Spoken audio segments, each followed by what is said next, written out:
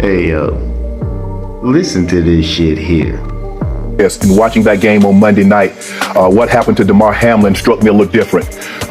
As a brotherhood in the NFL, when injuries happen, when we know injuries are a part of the game, I've seen guys suffer ACLs and Achilles tear, but I've never seen anybody have to be revived and fight for their life on the field. So it struck me a little differently because I remember seeing my brother paralyzed on the field temporarily, and he was able to regain focus. Skip tweeted something, and although I disagree with the tweet, and hopefully Skip would take it down, but I didn't want it. Well, time out. I'm not going to take it down because I stand by what I tweeted. Skip, let me finish. All right, okay. Go ahead. No, you go. Go ahead, let's go, Jen. Okay. I mean, I cannot even get through a monologue without you interrupting me. Well, you could have came back, Skip. Well, I thought, Skip, just let. I didn't know you were going to bring up. No, I was just going to say, Skip. I didn't want to yesterday to get into a situation where Damar Hamlin was the issue. We should have been talking about him and not get into your tweet. That's what I was going to do. But you can't even let me finish my opening monologue without you interrupting. Okay. I was under the impression you weren't going to bring this up because nobody here had a problem with that tweet. No. Clearly, the bosses wanted you to offer explanations. So clearly, no, they did not have. Nobody. Let's go, Jen. Thoughts and prayers remain with Damar Hamlin. That's where the focus should have been, and not on the football game. Now, what we just witnessed in that video was a prime example of white privilege being flexed. There's no other way to explain that. Now, I'm going to tell you how. Now, say that was Tom Brady that got injured. It would have been a whole different ball game. Skip would have wanted to shut down America. He'd won a national holiday or something like that. What we witnessed here is a white man basically saying, "Shut up, boy." Basically, "Shut up, nigga." That's what Skip Bayless was saying to Shannon Sharpe when he cut him off. He's basically saying, "Shut up, nigga. What you gonna do about it? This is a white man's world." That's basically what he was saying. And the fact that he sat there and tried to change the narrative and act as if no one was upset about it definitely shows the blatancy and the lack of care for the feelings of the people in the black community. See, what he's showing here is that you can say whatever you want about black players. A black player could almost drop dead, which he almost did. That player almost died on that field. And as long as you're black, you can say whatever you want about him. Whatever you want. Skip Bayless has been disrespecting black athletes for the longest time. If you go and look at his tapes, look at the difference between the way he talks about black players and white players. Just go look at the difference.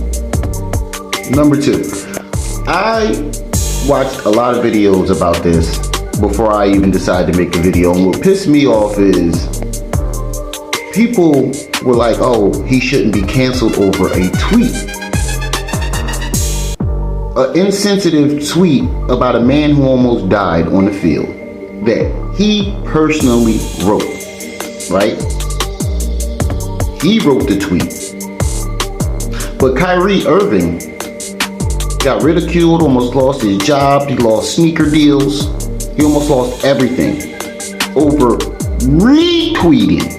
I cannot stress this enough. He retweeted a video. He didn't write it, he didn't make it. All he did was retweet it. They felt it was insensitive. Damn near canceled him, almost lost everything. They almost buried that man alive. So how is it fair that Skip Bayless, a white man, gets to personally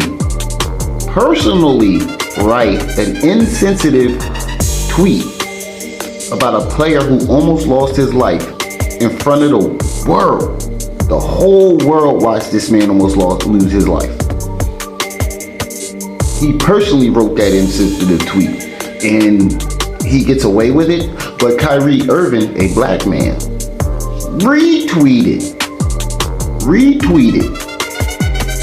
a video that he had nothing to do with, he didn't make, All he did was retweet it. And he didn't retweet it recently. He retweeted it a while ago. That right there lets you know that white privilege is still in effect. You got